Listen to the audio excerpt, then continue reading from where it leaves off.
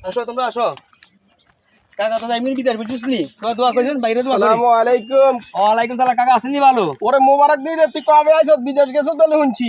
কাকা আমি তো বিদেশ গেছি আমি তো অনেক ভাষা শিখে লাইছি আরবি ভাষা কাকা ও মামা কি রে আর বাতি যখন বিদেশ যায় ওর বিদেশি ভাষা শিখছে, আরবি জানোস রে তুই? না উদে উদি কস আরবি এখন তুরুলি দেখ, আরবি এখন কাকা কি তুরুলি আরবি সাই দুই একার আরবি আর শুনেছে কিরকম আরবি তুই জানছস?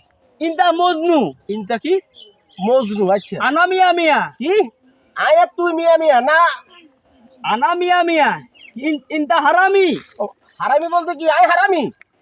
ইনতা হারামি ওরে যে আর আয় হারামি কেন? কাকা আমি আরবি তুরুলি মানে বুঝতেন না কাকা আমি যদি বিদেশ যান আচ্ছা তখন আপনি বুঝবেন যদি কবে এই সাদিক তাল তাল ইনতা হারামি দেখবেন আমরা যে হমান শুধু কোলা করি ফ্রেন্ডশিপ এভাবে করবো ও মা কি রে কয় এমনি যদি যদি কর কাকা ইনতা মজনু তাহলে আমরা কবো আসসালামু আলাইকুম শেখ সাহেব ভালো আছেন নি ও মা কি এই সৌদি আরবে এডিনি তোরা শিখিয়েছ?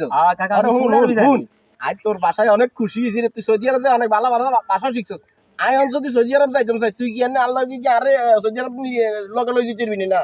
কাকা বর্তমানে তো আমার তো সৌদি আরবে তো যাওয়ার আগে দিয়ে আপনি শিখতে হবে আরবি ভাষা আচ্ছা আমি যে ভাষা বলছি আপনি আগে এই ভাষাটা শিখুন তারপর আপনাকে আমি নিয়ে যাবো বাস ডাইরেক্ট সফর আচ্ছা আচ্ছা কাকা, আই তাহলে তোর অসুস্থ সময় তোর কাছে আরবি শিখতাম কেন? ইনশাআল্লাহ, অসুবিধা আচ্ছা আসো। কাকা, আল্লাহ তোর বাসায় রাখতে বিদেশ যাই কেন কাকা? আল্লাহ হাফেজ আইয়ো